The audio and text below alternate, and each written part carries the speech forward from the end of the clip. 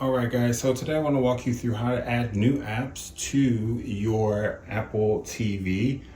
Super easy process. It's going to line up very similar to what you do on an iPad or an iPhone. We go to the App Store, and inside of the App Store, we would just pick out which app that we want to download. Let me find one.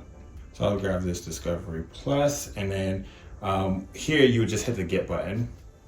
Now you do have to confirm with one of your Apple devices or with your password. So on my phone currently, it is asking to confirm the purchase.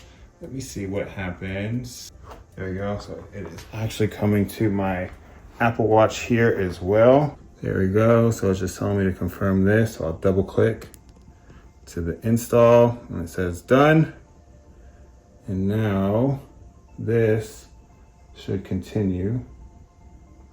Here it is. You can see that it's downloading over here. Now that it's downloaded, I can hit the OK button or the open button, okay, whatever. And now we've downloaded an app on Apple TV. So super easy process, guys. I hope this helped. And if it did, if you could like the video, subscribe to the channel, and I'll see you next time. Bye.